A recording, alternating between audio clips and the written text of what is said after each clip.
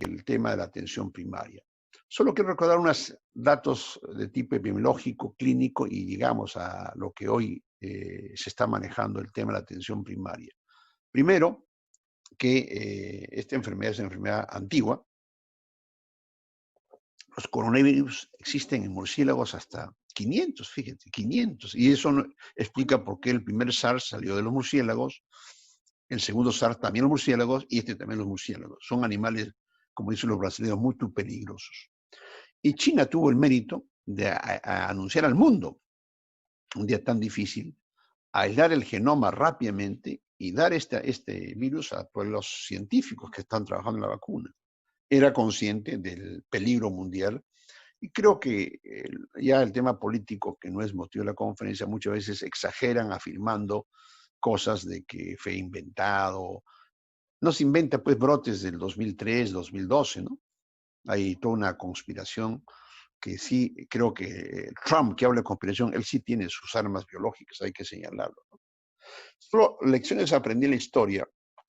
La peste y las pestes de Justiniano, las pestes negras, han sido pues tremendas plagas. La propia tuberculosis, la malaria, la sífilis.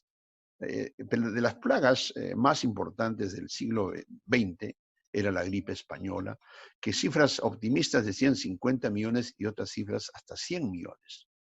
Entre las tragedias de esta gripe española, etnias de Alaska desaparecieron.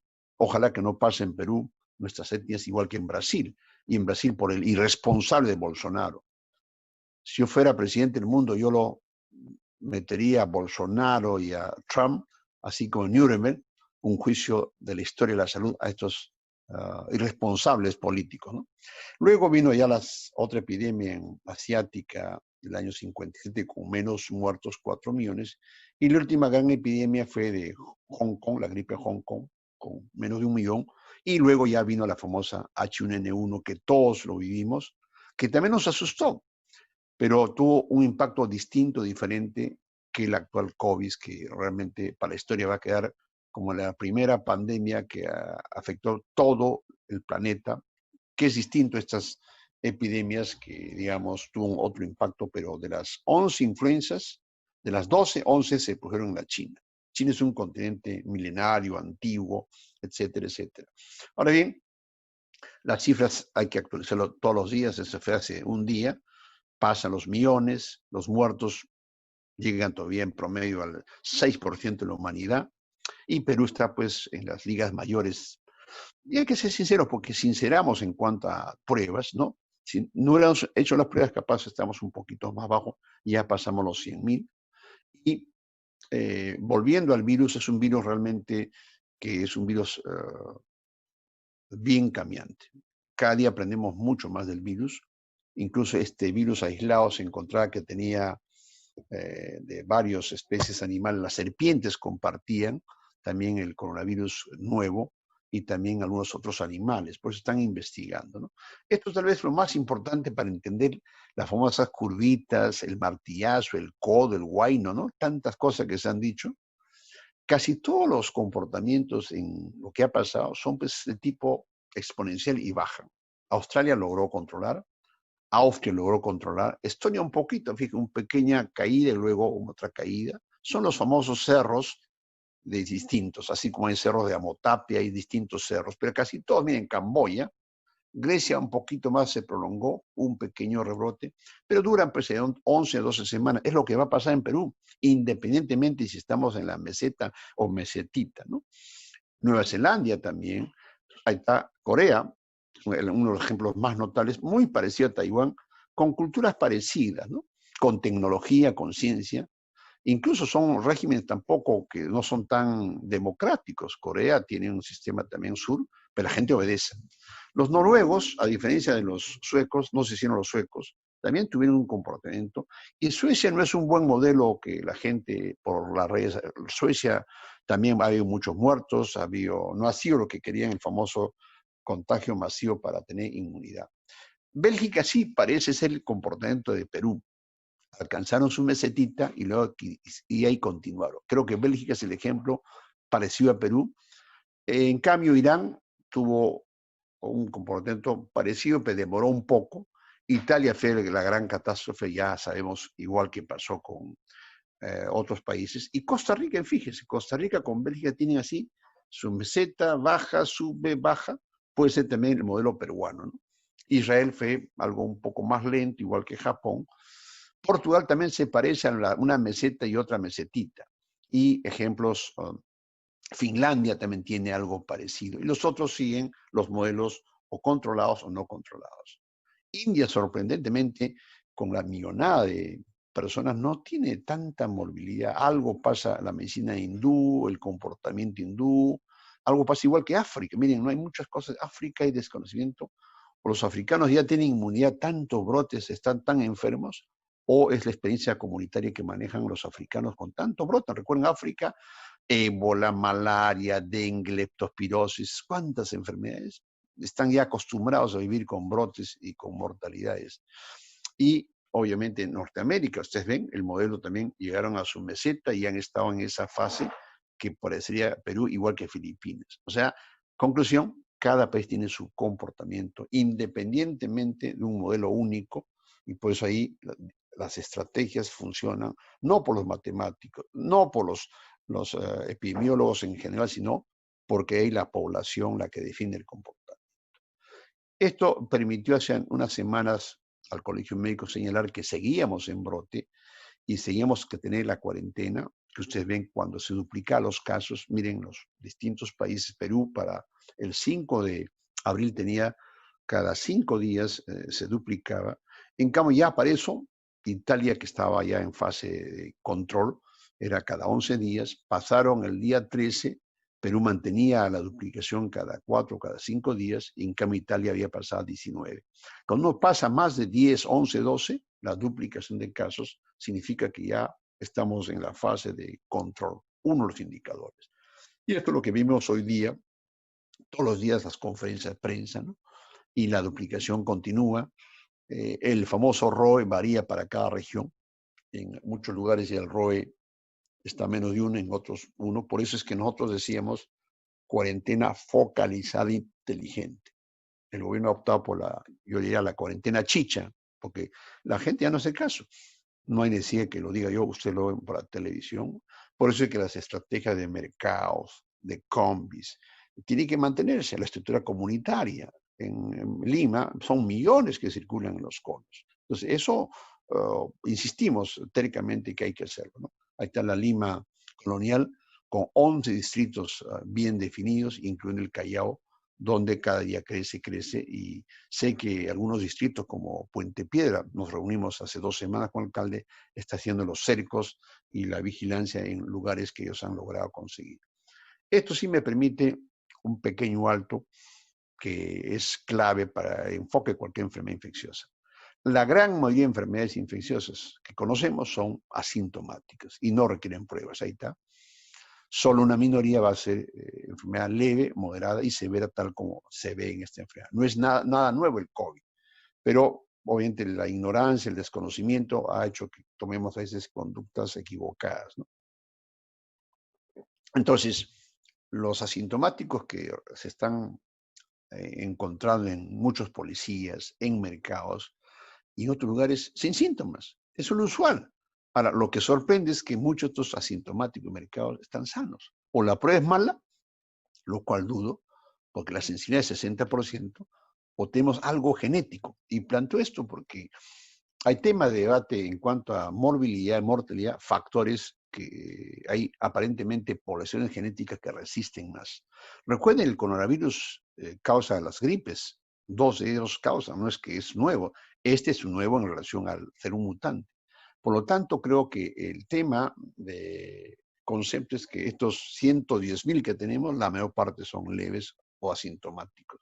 No nos debe asustar el número, sino los que van a los hospitales y se mueren, como lo han vivido ustedes en el norte, ¿no?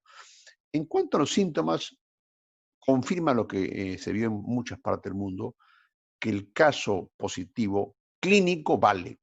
La prueba ayuda. Siempre hemos señalado que la primacía es la clínica y la epidemiología. Tos, fiebre, malestar y dolor de garganta, que son los síntomas que se han repetido. Y esto permite el manejo con teleconsulta.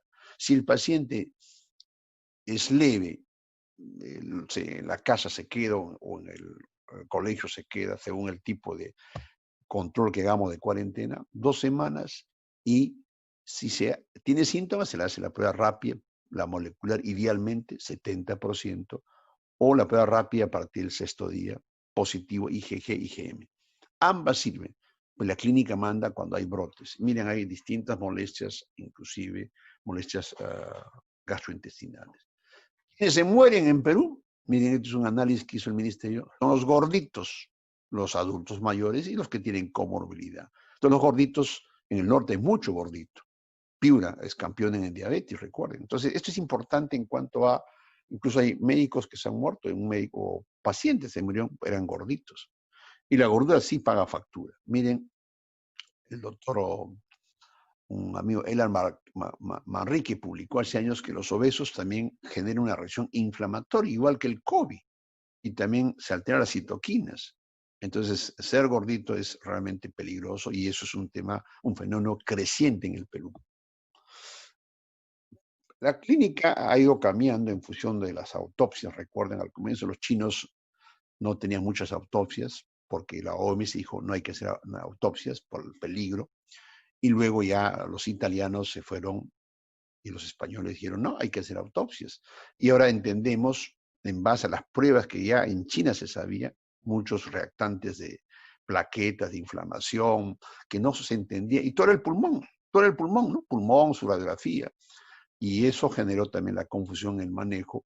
Y en base a, hoy se sabe que la mayoría hace la fase aguda, que se detecta con pruebas de PCR fundamentalmente, y ya a partir del daño pulmonar, las pruebas radiográficas y las pruebas serológicas que ayudan a complementar. Y la fase inflamatoria, fíjese que es a partir ya de la segunda semana, que es la fase que se ha ido estudiando mucho en estas semanas, que permitió los cambios en los esquemas, ¿no? Fíjese en las placas de tórax básicas, basales, envío esmerilado, que hay 2 series en los chinos que en 18% COVID positivo con placa normal, otra serie de España, recuerdo, 10% de placa normal. Pero la placa sí ayuda mucho. Como anécdota cuento el caso, un primo mío me envió por teléfono así, estoy con fiebre, dolor abdominal, malestar 5 días, he ido al Revaliati, no mejoro, dije, toma tu placa, le tomó la placa y tuvo una placa típica, le hicieron la prueba del PCR negativo y se murió a la semana. Nuevamente la clínica manda, este caso de un colega, la plaquetora, miren, imagen de un paciente en Chorrillos, resultado negativo y falleció. Y eso es lo que pasa pues con la gente que va a muchos hospitales, no hay espacio, van a su casa, se mueren.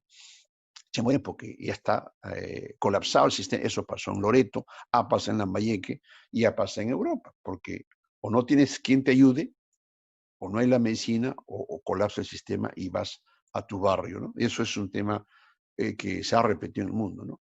Este es un tema nuevo, recuerdo discutimos hace tiempo en base a una data de los españoles que veían que mucha gente, muchos otorrinos hacían que mucha gente no olía bien o no se sentía el sabor. Y pasaba como síntomas poco frecuentes. Una data de España decía 30%. Yo en estas semanas que he visto COVID vía telefónica, es cierto, incluso en el propio Chiclayo comenté, de 8, 3 tenían esta alteración. Hace poco, un colega amigo me llamó de una radio, él tenía solo esa molestia y fue contagiado por un médico que tenía hasta 45 días de no sentir los olores. Y este es un estudio que se le hace el mes pasado, abril, decía que el tener esta molestia ya sugiere que tienes COVID, que usualmente es una molestia que antes no le hacíamos caso.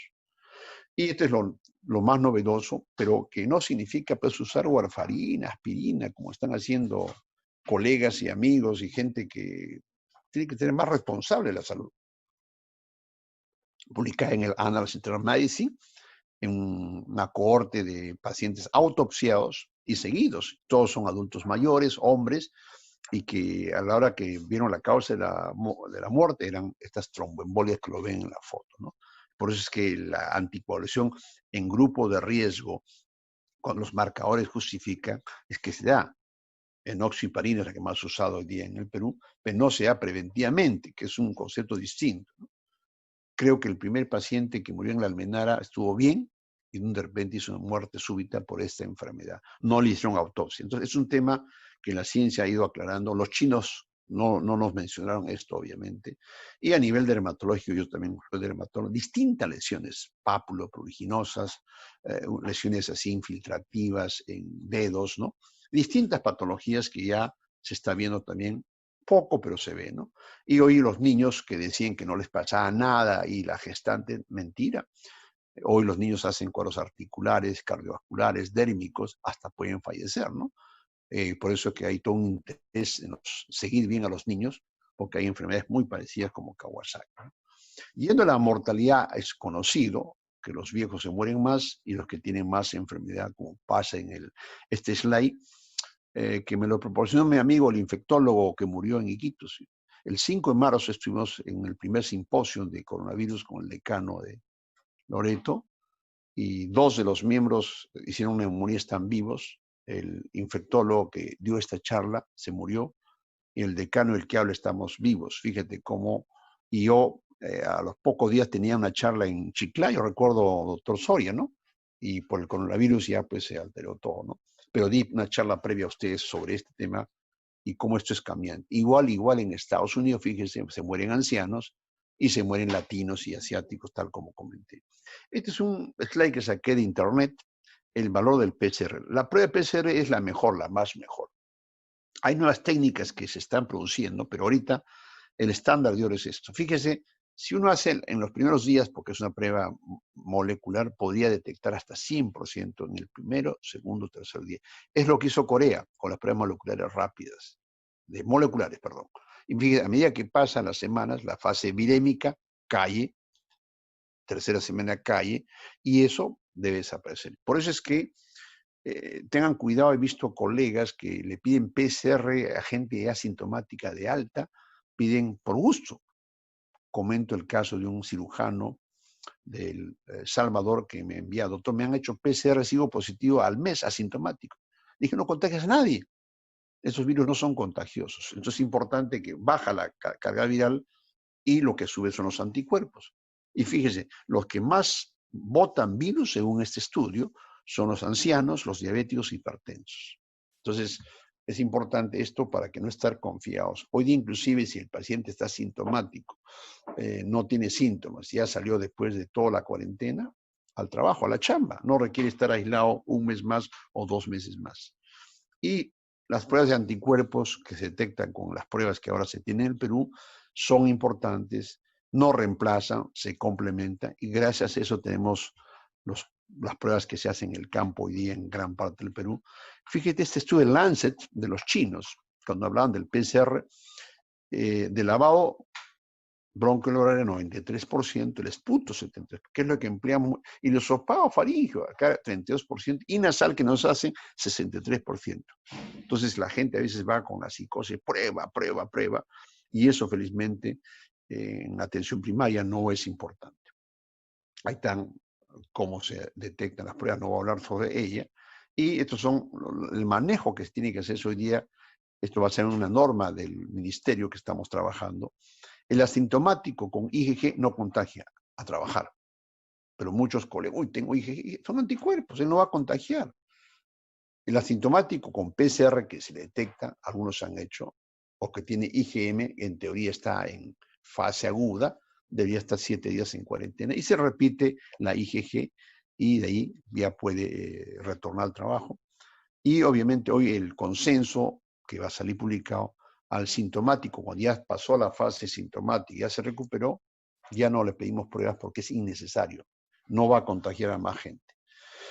Pero lo que se ha aprendido, y no me detengo en ello, es que en el laboratorio hay una serie de parámetros que sirven para el pronóstico y la toma de decisión. No hay ningún medicamento ideal, pero dependiendo de qué tipo de alteración tiene, ferritina, troponina, DHL, etcétera, ya es el manejo, va a depender, damos o no un antiinflamatorio o un anticoagulante. Miren, en cuanto a la terapia brevemente, y esto termina con la parte de atención primaria, miren cómo hay drogas muy antiguas y muy nuevas, todo un debate. Como dije en una entrevista, no hay ninguna bala mágica. Y esto ha hecho que haya modas en medicina e incluso publicaciones que dicen lo contrario. Hace unas semanas, el Remdesivir que ustedes ven acá, la gran panacea, sale el Lancet, no sirve.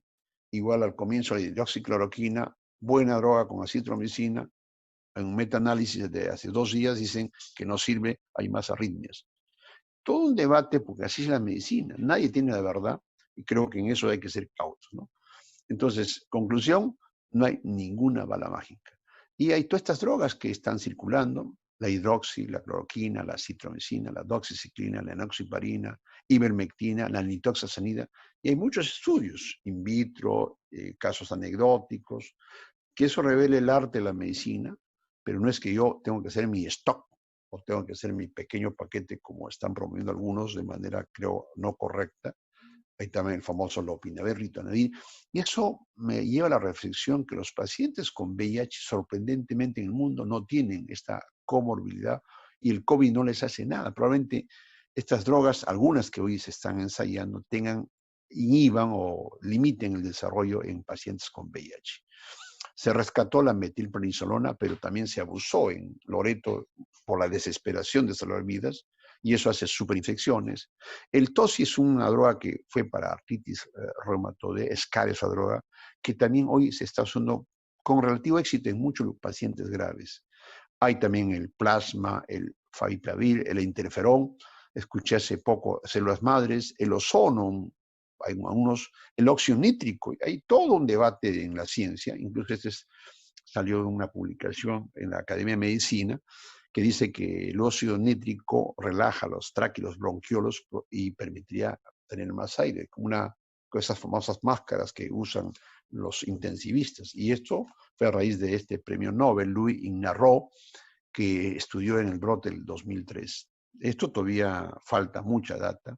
Y estas son las data que ha permitido a los expertos, a pesar de las controversias clínicas, señalar que la hidroxicloroquina, al inhibir al virus, es mucho mejor que la cloroquina, siendo ambas drogas bastante conocidas en el Perú, y estudios que salieron de los franceses, de los chinos, revelaban que tenía éxitos.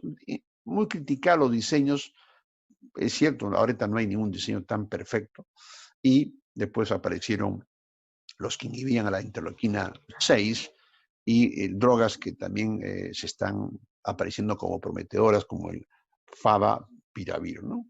Y el tocilizumab en China fue el primer éxito que después se aprobó en muchas partes en pacientes complicados con respuesta inflamatoria.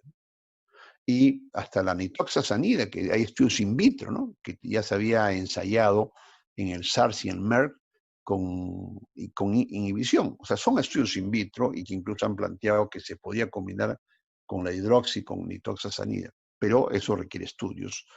Este fue el primer estudio de la famosa combinación de hidroxi con acitromicina, muy mencionada, muy criticada, que hizo que muchos nosotros lo usemos. Y honestamente el tema de las arritmias no lo hemos visto, no conozco casos en Perú.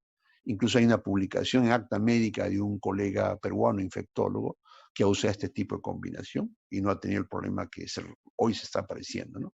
Es una publicación de los brasileños, también con valor bueno para sus pacientes. Y este es lo de hace 2 días, que salió un metaanálisis grande de cómo cuando combinan hidroxi o cloroquina con macrólidos hacen más arritmias, acá está el informe, ¿no?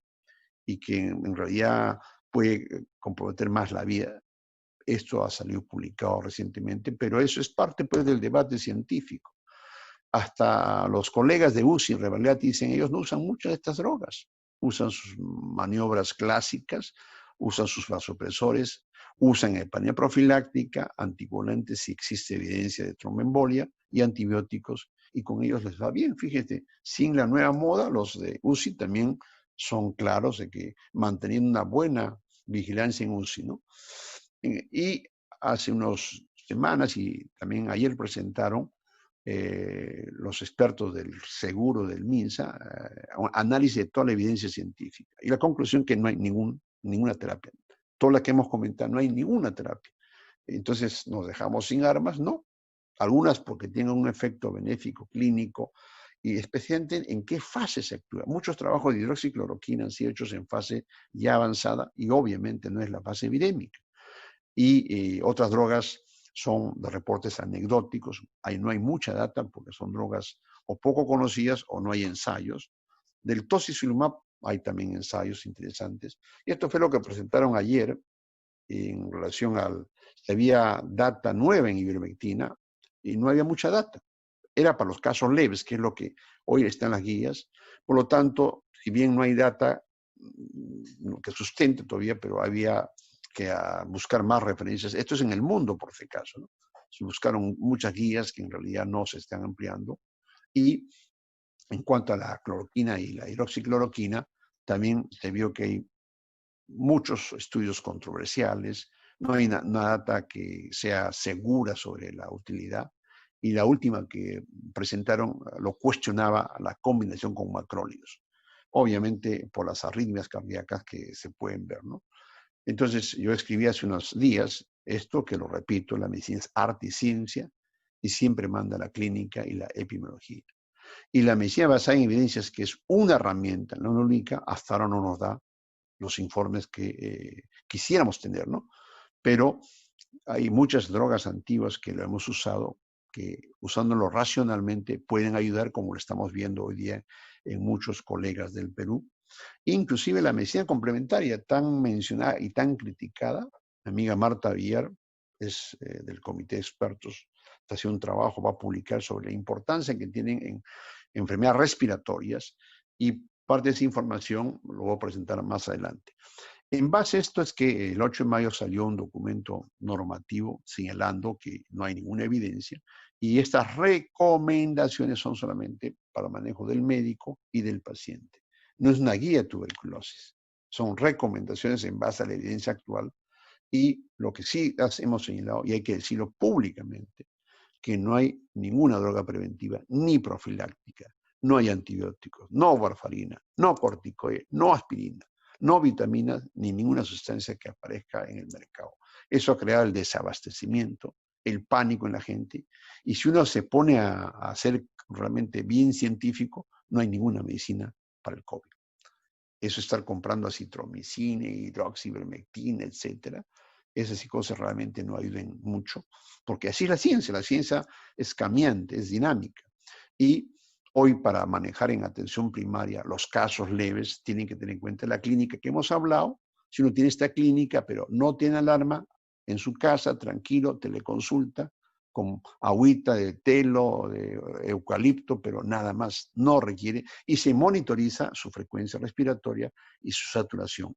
Casualmente, ayer el doctor Carbone en la reunión técnica nos mencionó que van a dar también en muchos centros estos saturómetros. Son importantes, porque ya Lima está llegando al límite, y uno puede manejar en la casa, inclusive con estos saturómetros, vigilando los síntomas, porque el 113 no contestan, pero sí contestan nuestros teléfonos, de nuestros familiares. La teleconsulta es muy importante hoy día. Yo tengo muchos pacientes a lo largo de estas semanas, aparte de los periodistas que molestan muchas veces, que tengo que tomar decisiones a veces buenas o malas, y cuándo o no ir a un hospital, ¿no? Y los signos de alarma muy importantes que tenemos que, especialmente la gente de mayores de 60 años, el dolor del pecho, está confuso, la fiebre no cae, y la disnea que ha aumentado. Esas son las causas que se mueren en las casas, porque la gente no maneja ello.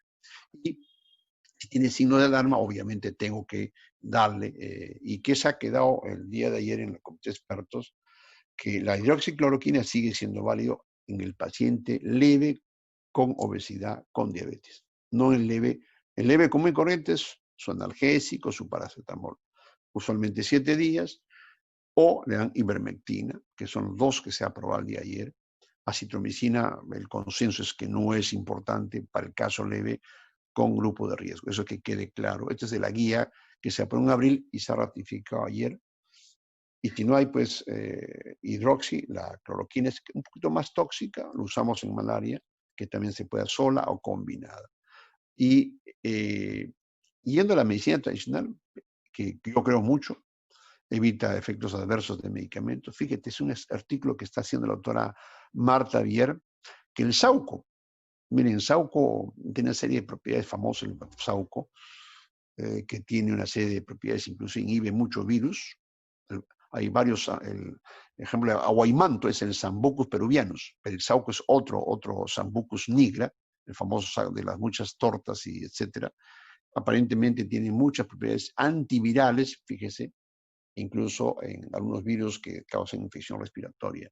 La Uncaria tormentosa, las dos variedades son inmunomoduladores y eso también es importante cuando baja la inmunidad y eso se conoce en muchas enfermedades reumáticas. Me recuerda la hidroxicloroquina.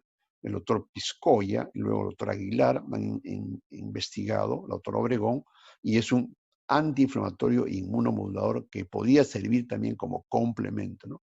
Y el famoso eucalipto, miren, esto es de la doctora Marta Viera, ¿quién no usaba eucalipto? Sus hojas milenarias, y fíjese, hay estudios que tienen efecto in vitro para el H1, para el virus aviar, y también apareció un estudio en el SARS, el famoso SARS, una revisión última, y obviamente no significa que sea la terapia, pero tiene también propiedades, aparte de las aromáticas, que podría ser útil en algún futuro. Ahí está todo lo que he comentado. Complemento, sí sirven, cualquier vitamina sirve para mejorar la inmunidad, no para este virus, pero así es la ciencia. Y termino con el tema de la conferencia, es la prevención y cómo trabajar en atención primaria, que es lo más importante. Y miren pues los ejemplos, ¿no? De Belén, 100% contagiados. Y lo que Carlín revela, lo que ya estas medidas en estas últimas semanas ya no funcionan.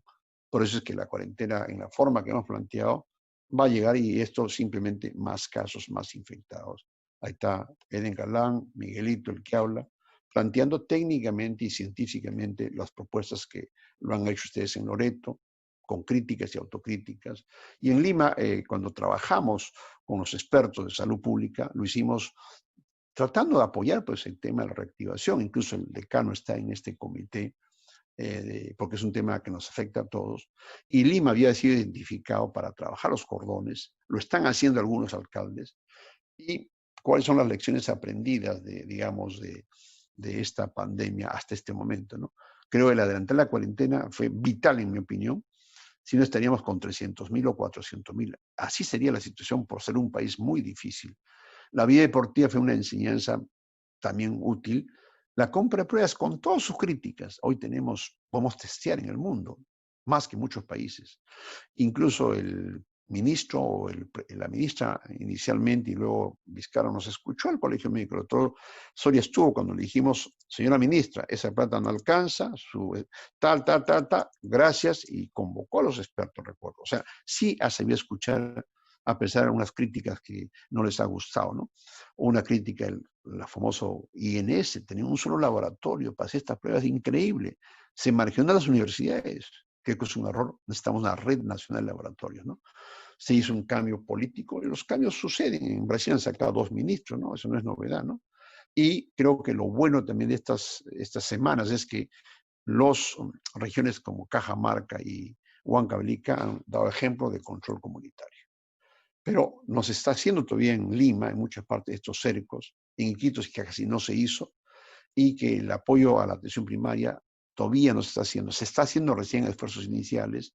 Los alcaldes no han participado mucho en muchas áreas de Lima y hemos tenido reacciones muy tardías en los mercados, en las colas, los bonos, etc.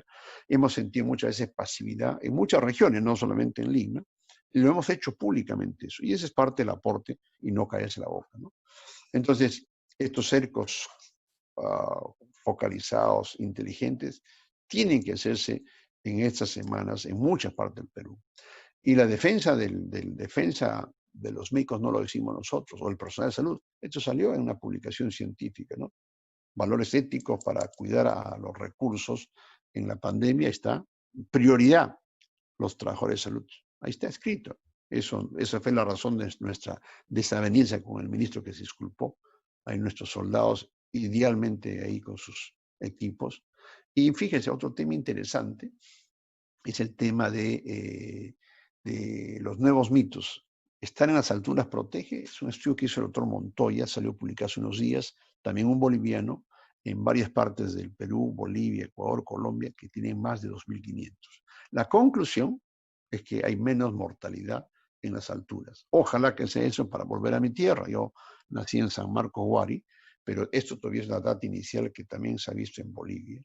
Y termino con lo que ya el ministerio presentó ayer, lo va a hacer hoy día el doctor Carboni, el ministro, que obviamente nadie niega el rol de la atención primaria, y creo que es vital para todos, ¿no?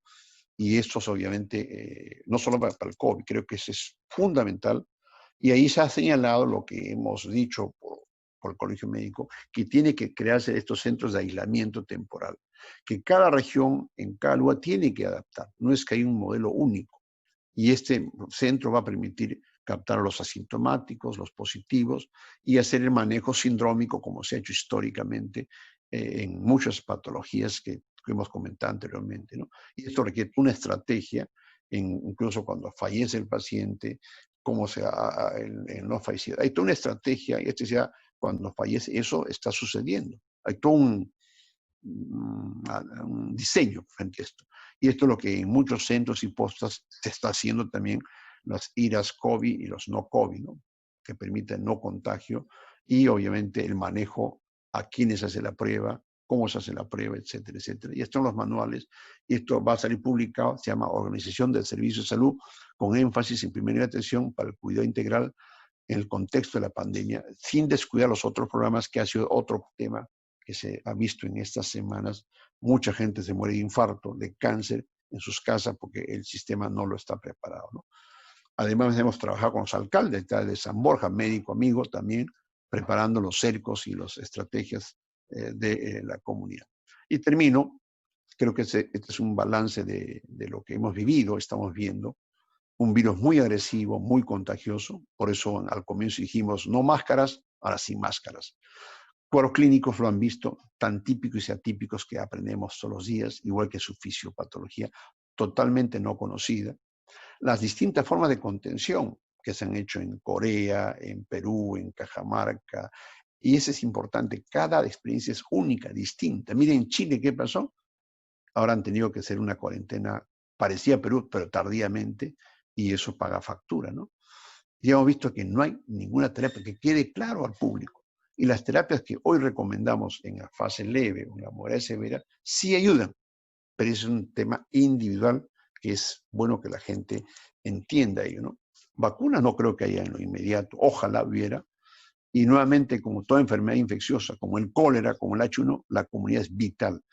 Y eso es un tema que en Francia, el colega que está en Francia nos dijo, cómo no solamente fueron los alcaldes, los gobernadores, fue la comunidad con ese espíritu de patriotismo, ¿no? Que eso ha faltado. No le hemos jugado a la cancha solo en los hospitales, hay que jugar a la cancha con los agentes, con los promotores. Eso, insisto, porque eso permitió controlar muchas pandemias en el mundo, ¿no? Ojalá que la salud pública que hoy hemos retomado se mantenga, ¿no? Y insisto en la investigación que ha demostrado lo útil que es en esta pandemia, pero que eso es insuficiente. Y fíjese cómo la ciencia avanza. Esta es una publicación de hace unas semanas.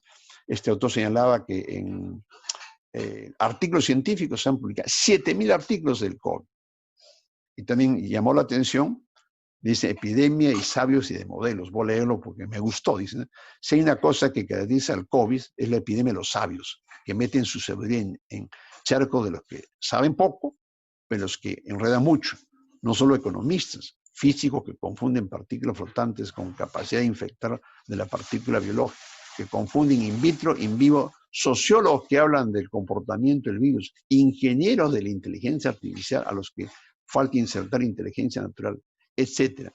Sean las ganas de ayudar o de tener un momento COVID, unos tiempos en los que todo lo demás parece haber desaparecido. Ese pues el deseo de colaborar, pero eso ha generado confusión. Recuerdan cuando el grupo Prospectiva daba sus famosos martillazos. Hay que escuchar a todos, a ellos y también a los clínicos, a la gente del campo, el enfoque integral, y por eso me alegra que esta charla que motiva a nuestro decano en Lambayeque haya sido útil, dando la realidad y la verdad, y con una frase que dijimos, ni pánico ni pasividad, realismo. Muchas gracias. Si hay preguntas, con todo gusto.